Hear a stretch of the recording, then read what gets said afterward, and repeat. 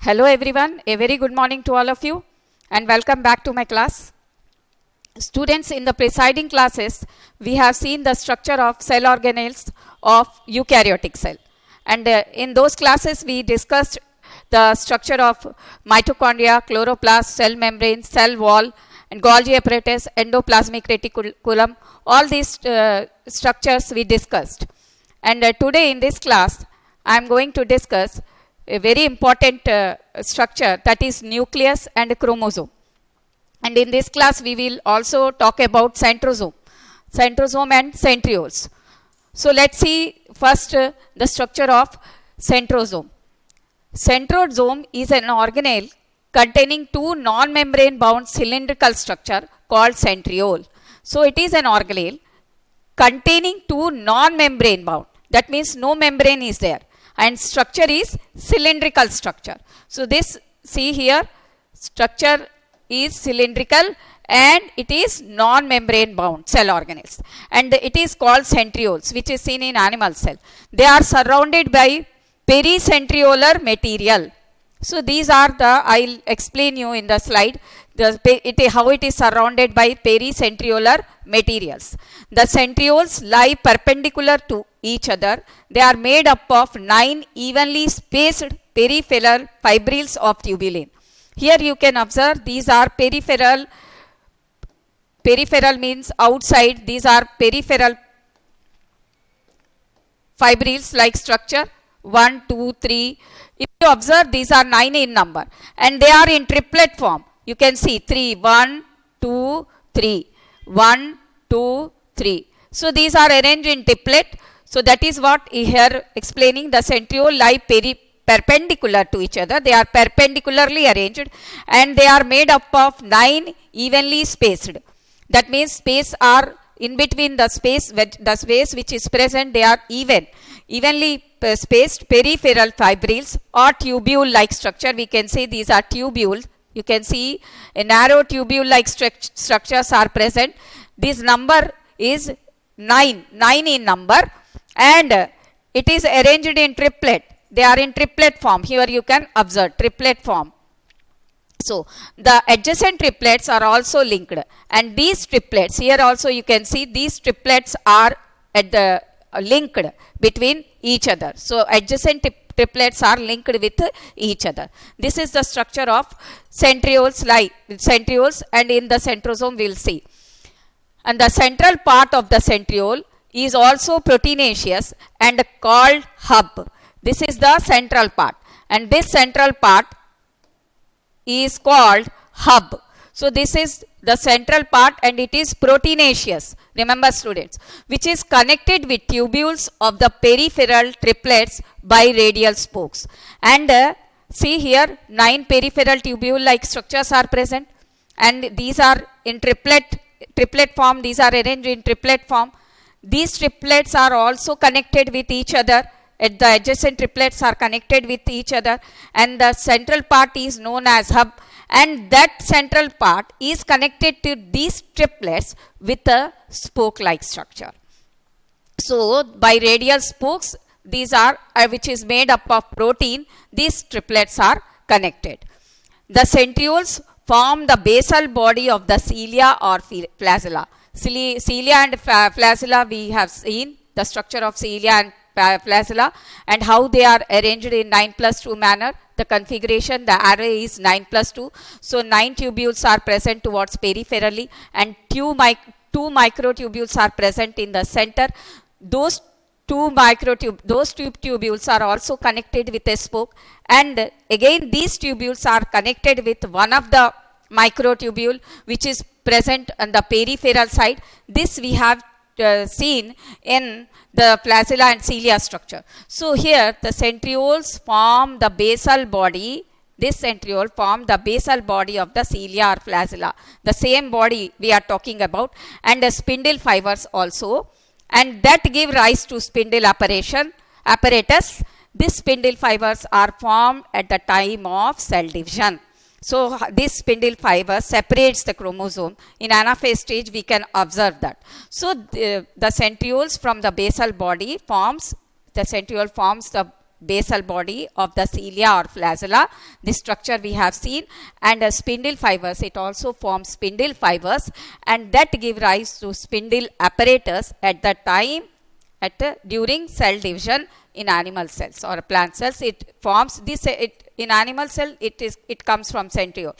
So but spindle fibers are formed from this centriole like structures.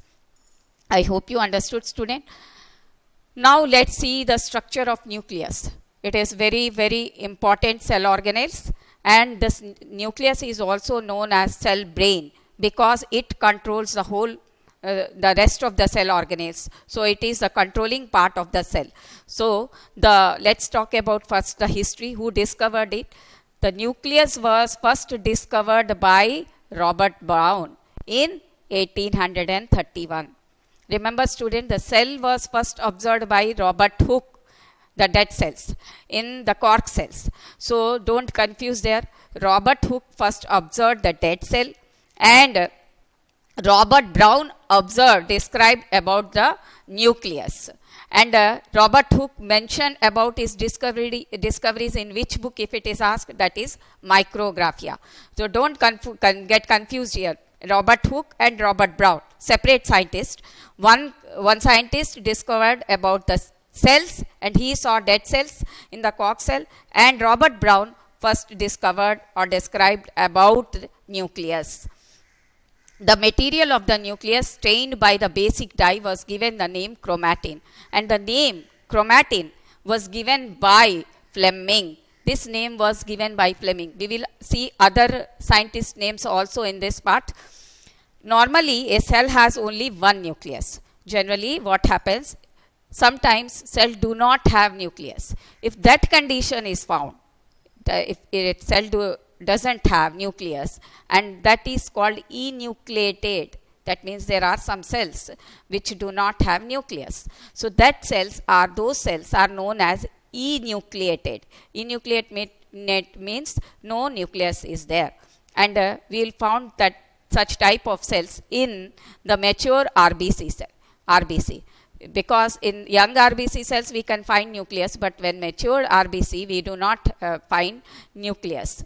And in sieve tubes also nucleus is not found. So these are enucleated structure. And some cells have one nucleus. If there is only one nucleus, that is uninucleated.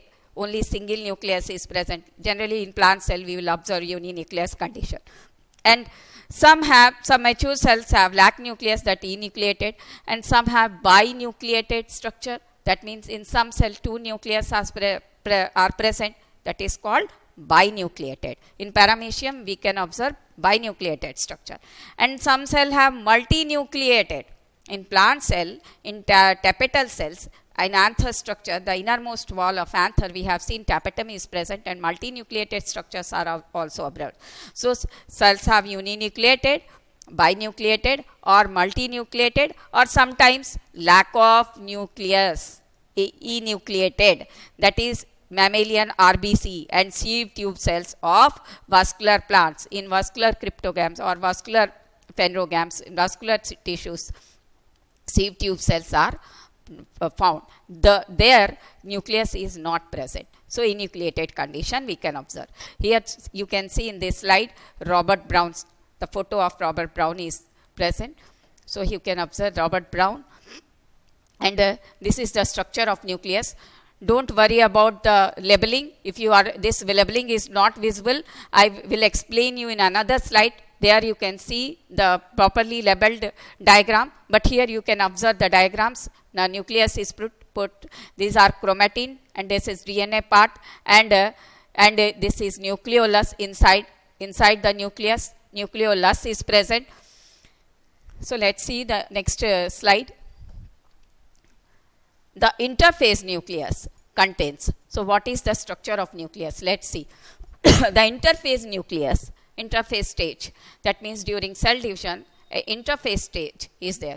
Of course, a question is there. Interphase is not a resting stage. That means in this stage also some work is taking place.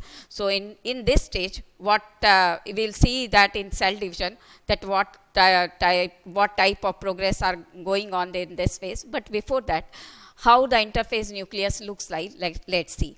It contains, the interphase nucleus contains nuclear envelope. So nucleus consists of four main parts. First one is nuclear envelope, or you can say nuclear membrane, and which is they are not present in prokaryotic cells. We have observed that in prokaryotic cell, the nuclear membrane is not there, only the naked DNA is present. But in eukaryotic cell, nucleus is surrounded by a nuclear membrane, and with that membrane, it is separated with the cytoplasm. Because the structure is present in the cytoplasm, so a nuclear membrane is there and it separates it from the outer part of the nucleus. That means it separates it from the cytoplasm. So nuclear membrane is there. We will see which type, how it looks. And nuclear matrix, that is nucleoplasm. Plasm is present, nucleoplasm, or it is also known as nuclear matrix. And chromatin network, chromatin, thread-like chromosomes are in the interphase. We are talking about the interphase nucleus. So at that time, the chromosomes are known as chromatin, threadwork or net-like structures are seen. And a deeply dense chained body is present, nucleolus. So let's see what the structure about, discuss about the structure will. And nuclear envelope. The first one is nuclear envelope. So it is double layered membrane with a space between 10 to 50 nanometer called, this space is called perinuclear space. So here you can observe, student, that the membrane is two layered. First layer, this one is first layer, inner layer, and this is the outer layer. So with red, I will draw this with red. So this one is the outer layer. So this is the membrane. This is outer membrane and this is inner membrane. So inner membrane and outer membrane, in between this is called nuclear envelope. Together this is called nuclear membrane or nuclear envelope. So you can see in between the inner membrane and outer membrane there is a space, and this space is called perinuclear space. In between, we have seen in mitochondria also and chloroplast also, those cell organelle are also double membrane structure, double membranous. In between outer and inner there is a space. In mitochondria, I told you that is a perimitochondrial space. Similarly here also it is perinuclear space. So this space is called perinuclear space, and the space between 10 to 50 nanometer. It is, and it is a barrier between the materials in the nucleus and the cytoplasm. That I told you that the membrane separates nucleus from the cytoplasm.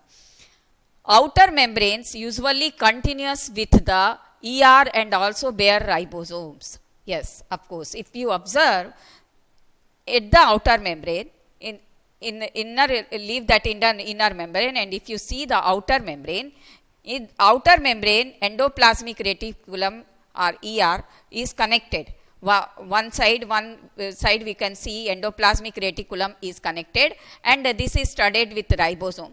And in the other side also only ribosomes are present on the outer membrane. So that is what. Outer membrane usually continuous with the endoplasmic reticulum, and also it bears ribosomes on it. Each and every line you have to by heart. Important, very important. And nuclear envelopes has minute pores. Can you observe these minute pores? Small hole-like structure. These are hole-like structures which is known as pores. And what is the function of pores? We will see. Formed by the fusion of its two membranes. How these pores are formed? By the fusion of two membranes. These are the passage for the movement of RNA and protein between nucleus and cytoplasm. So through this pore, RNA and proteins enter into outside. So cytoplasm, so if anything has to go from the cytoplasm to the nucleus, the membrane, it is membrane bound. So how it will go inside? Through these pores only these will go inside and it comes outside if it has to. So these pores are helpful for forwarding this thing. These works like passage. So let's see the next slide. And here you are, this structure is better than that one, because I told you that I will show a better structure, a better diagram, and this is more visible and clear. So here you can observe, students, if you see this structure, this is nuclear membrane, this part is nuclear membrane, and this membrane, this one is inner one, and this nucleus is outer membrane. So here I can write inner nuclear membrane, inner, and this one is outer nuclear envelope, outer nuclear membrane, and here nuclear pores are present. See, now many pores are present. The number of pores depend upon the activity of the nucleus. So here nuclear pore is present, and inside that matrix is present, which is known as nucleoplasm. Inside the nucleus, matrix is also present, which is known as nucleoplasm. And if you see carefully, you can observe the thread-like structure. These are thread-like structure. At interface stage, we can observe this thread-like structure, which is known as chromatin network. And this deeply spherical, dense stained body is called nucleolus. So it is present. And here you can observe, students, that the outer envelope, outer membrane of the outer nuclear membrane, it is connected here. The endoplasmic reticulum is connected with the outer nuclear membrane. And at some places, ribosome is also present. So on the outer envelope, ribosomes are present, and endoplasmic reticulum is also connected with the outer membrane. Remember these, students. And here also it is studied with the ribosomes. And if we see the chief function of the, if you see the chief function, what are the functions? It regulates and coordinates various life process of the cell. I told you in the first also, the nucleus is called cell brain. So as it functions as like brain, and so it works. It controls, coordinates various life process. Actually, it controls. It gives the signs to work like this. So the nucleus is called the brain of the cell because it holds the information it needed to conduct most of the cell functions. Cell functions are conducted only when the nucleus allows to function. So it coordinates and regulates the various life process of the cell, and it plays an important role in cell division. Cell division also it plays an important role because chromatin is present, and these chromatin network again condenses and form chromosome, we will see. It contains factors, genes, heredity material, which determines heredity. So inside the chromosomes, DNA is present, so it also has heredity material. So it contains the factors which determines heredity. So these are the chief functions of nucleus. So let's see in this nuclear envelope that we discussed, it is a double layered membrane that encloses the content of the nucleus during most of the cell life cycle that I explained you, and nuclear pores, the number of pores, the perforated, the opening part which is present in the nuclear membrane is called pores. So the nuclear envelope is perforated, perforations, openings with holes called nuclear pores. These pores regulate the passage of the molecules between the nucleus and the cytoplasm that I explained you, permitted some to pass through the membrane but not others. But some things can go inside or some do not go. So let's see the next slide. Chromatin. What is chromatin, or how it becomes, when it is called chromosome? So chromatin, a network of nucleoprotein fibers. In the beginning, it is like fibers, thread-like structure, present in a net-like manner. So it is also known as chromatin network. It contains DNA and basic proteins, histone proteins are also present. We will discuss in the second year what are histone protein, nucleosomes, these structures are there in molecular biology. In this year, in this topic, it is just like limited So we cannot explain here, and you won't understand this. So a network of nucleoprotein fibers, it contains DNA and a basic protein, histones. Non-histone proteins, just remember, non-histone proteins and RNA are also present inside it. So histone proteins and non-histone proteins are present, and RNA is also present. So in the chromatin network, we can observe that during cell division, the chromatin condenses to form chromosomes. So after interphase stage, when again the next starts prophase, metaphase, anaphase, we will see in the cell division also. This, you just remember this thing. In the next class in the cell division, we will discuss about it. So this chromatin network, in prior, in the interphase stage, in the prior it is like networks like structure, but later on it condenses and it forms chromosomes. That means arms are formed during that time. So, and nucleolus. What is nucleolus? This is deeply strained dense body, and one or more non-membranous, maybe one present or more than one are also observed. These are spherical structure, spherical round bodies which are present, and it is continuous with the nucleoplasm. So here no membrane like structure is present in the nucleoplasm. This nucleolus is present, spherical structure is present, the dense or deeply strained bodies these structures are deeply strained, so clearly visible. It may be one or more than one are present, but there is no barrier. That means it is directly without any membrane, it is present in the nucleoplasm. That means in the matrix it is present. It is a site for ribosome. It is a site for ribosomal RNA synthesis. That means rRNA, it is the site inside this rRNA, mRNA in the nucleus. We have seen mRNA, tRNA, rRNA, everything is present.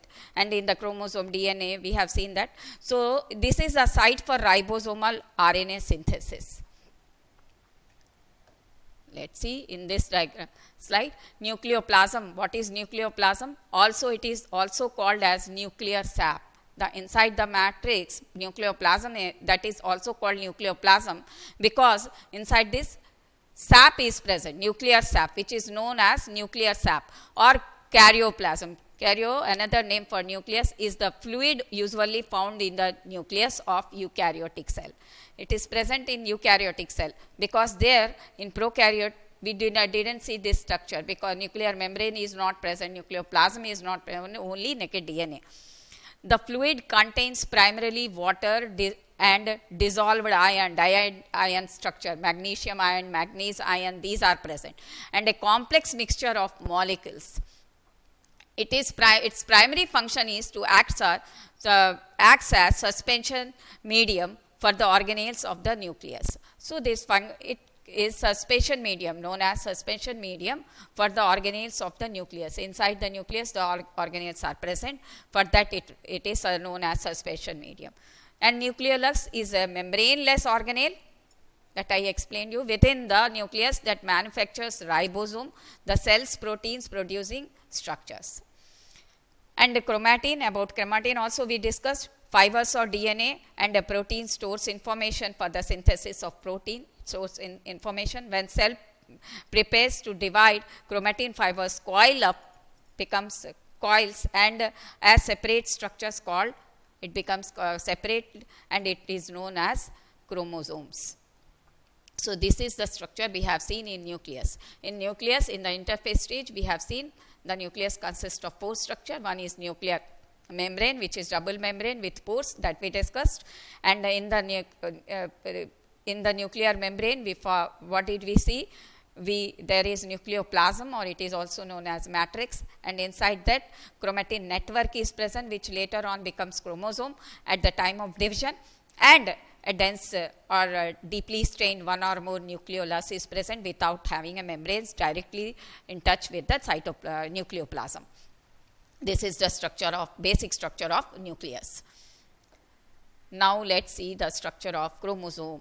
It is also a very, very important part of this lesson. So just pay attention and understand this topic clearly. And if you have any doubt, you can ask me, you can call me, or you can ask me in WhatsApp also on my WhatsApp number. So students just pay attention. And chromosome. Just we have seen that in the nucleus chromatin network is present, which at the time of division it becomes chromosome, becomes short, and it is known as chromosome. And the first person in the nucleus also we have seen the word chromatin, it was given by Fleming. So this you have to, all the scientist names you have to remember. Fleming gave it name chromatin, and it is discovered by Hofmeister. Who discovered first chromosome? It is discovered by Hofmeister. It is not given in your book, I think now it is not there in your syllabus, but you have to remember all these names. The term chromosome was given by, it was given chromatin, the name chromatin was given by Fleming, but the term chromosome, after the condensation of the short, it becomes short with 2 arms, that condensation, the name chromosome was given by Waldeyer. This scientist name you have to remember. And who called is the physical basis of heredity? The physical basis of heredity is called, this thing was observed by Sutton and Boveri, and they told that the chromosomes are physical basis of heredity. We will discuss about this, that how it is. Here you can see a gene is the physical basis and a functional unit of heredity. Genes which are made up of DNA acts as instruction, make molecules. Inside this DNA is present, which is the chemical basis, and the whole chromosome structure is called physical basis. Now let's see chromosome. Chromosomes, a human cell has about 2-meter long DNA, and distributed among its 23 pair chromosomes are present. So inside the chromosome DNA is present. Let's see first the structure. Here you can see sister chromatids are there. These are 2 arms. These are called sister chromatids. And in the center, centromere is present, and this centromere is again covered with a disc-like structure which is known as kinetochore. If you see this place, in the center place is called centromere. This is centromeric region. Here these 2 arms are attached, and it is covered with a disc-like structure which is known as kinetochore. This is kinetochore. And next, this is centromere. Here also you can observe these are arms, 2 arms, and these are known as sister chromatids, and this is covered with a disc-like structure which is known as kinetochore. And this is the first primary constriction. This is the primary, known as primary constriction, because a constriction, this is the constriction, and here arms are present. We can draw like this. So this is primary constriction. And the secondary constriction. What is secondary constriction? At this stage, again a constriction like this, a constriction appears. It contains genes to form nucleoli. That means these, again when constriction is formed, that is called secondary constriction, and it is also known as nucleolar organizer. So upon this again constriction appears, that is called nucleolar organizer. And the elongated segments are present. Of course, here it is not there. Elongated segments are present, which is known as satellites. And inside the chromosome, what is paranymic and galactonymic, I will explain you here. The paranymic structure means, suppose this is the chromosome. Here, this is the chromosome, and inside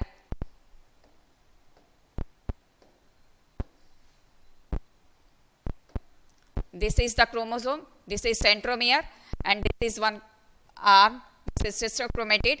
So here, if this is the DNA, these are thread-like, and these DNA threads, if these are parallel to each other, these are called paranymic.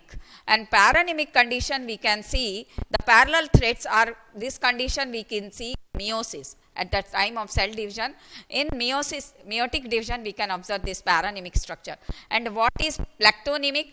Plectonymic structure, that is coil threads, we can see in the coil threads if present, that is called plectonymic, and we can see plectonymic structure during mitosis.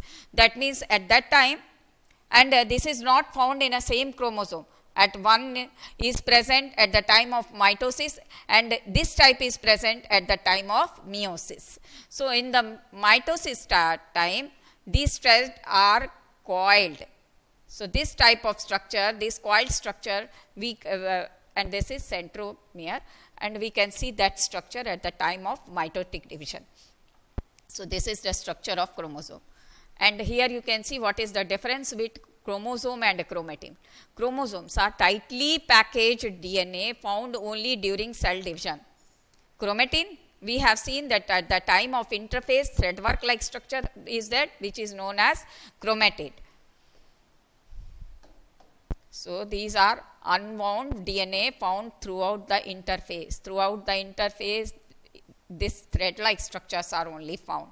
So, and here this is the interphase. They are not condensed. Here you can see this is the condensed chromosome. So, this structure we found only at the time of division. So, tightly packaged DNA found only during cell division, that is called chromosome, and thread like structure, network like structure formed, that is chromosome. DNA is not being used for macromolecule synthesis. So, at this time these are not used for macromolecule synthesis, whereas here at this time when it is in thread like structure, it can form synthesis of macromolecule, it can do that. So, this is the difference.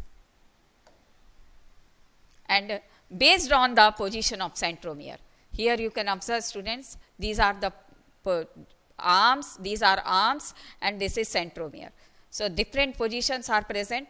So, based here I explained you the satellite and secondary constriction. This part is secondary constriction and this is satellite. So, what is satellite? I explained you. That means if we see in this diagram satellite elongated segments. So, here you can observe this is centromere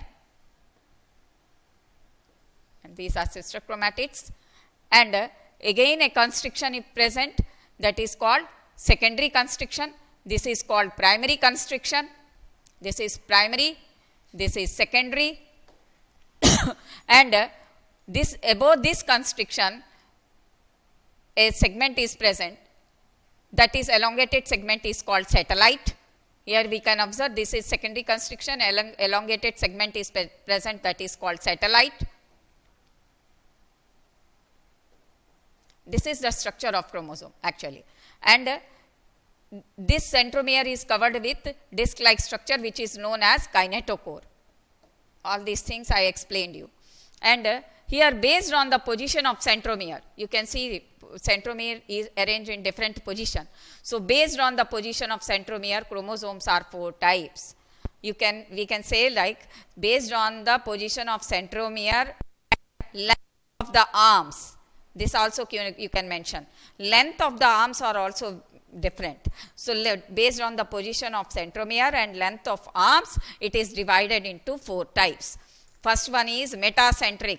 What is metacentric? Let us see. Metacentric chromosome. Centromere is in the middle position. Here you can see centromere position is in the middle, and if centromere position is like this, centromere position is in the middle. So, arms are equal in size. If both the arms are equal in size, that is called metacentric. So, here if you see middle centromere present forming 2 equal arms of chromosome, and when it is pulled with the spindle fibers in anaphase stage, how it looks? It looks like V shaped or K shaped. Sometimes in some books it is mentioned like K, but it looks generally it looks like V shaped. So, both the arms are equal and centromere is in the center, remember this. And submetacentric chromosome means centromere is nearer to one end, forming one shorter arm and one longer arm. See,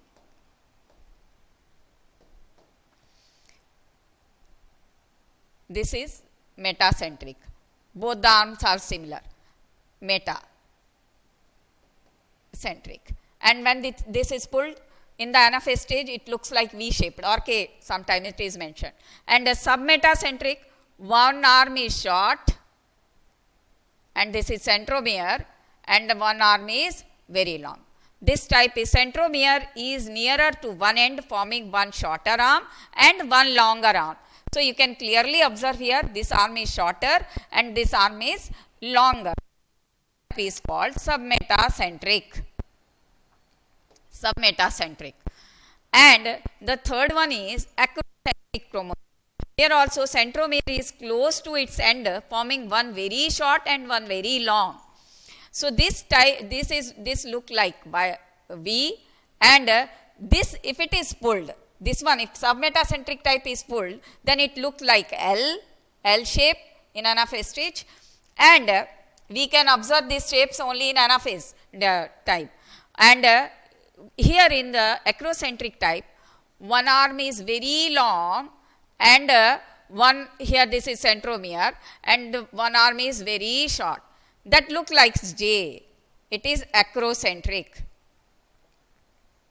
I hope you are understood this, students.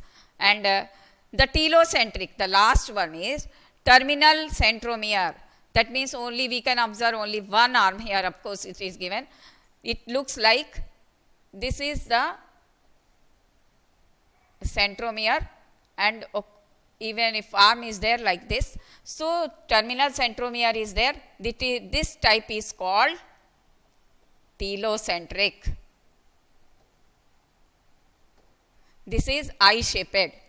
So this one is J, this one is L, and this one V, metacentric is V.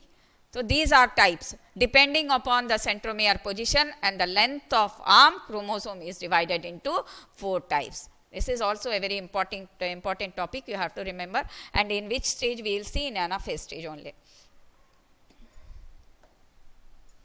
And microbodies, a very small topic, very small. These are membrane bound minute vesicles that contain various enzymes. In the microbodies, these are present in eukaryotic cells, it is present, and these are membrane bound minute vesicles that contain various enzymes and present in both plant and animal cells. So various type of enzymes are present in this, and this is plasma membrane, and here you can see the crystalline core. And students, all these topics today we discussed.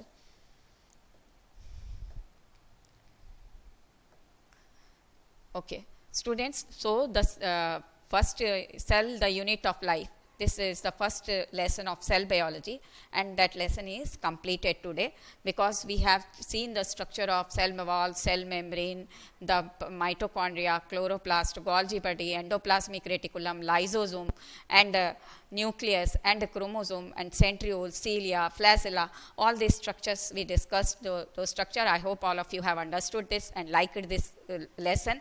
So the one thing you have to do that go all the lines which is there in the NCERT book and the given material, because I explained everything, and I put the slides which is that is only from the NCERT syllabus. So not beyond that or not less than that. So go through this video also, write the notes, that will be better for you, and just do the questions, MCQs from the material which is provided to you. And in the next class we will discuss some MCQs questions which is on this eukaryotic cell based on this topic only. So thank you very much, student. Take care of yourself.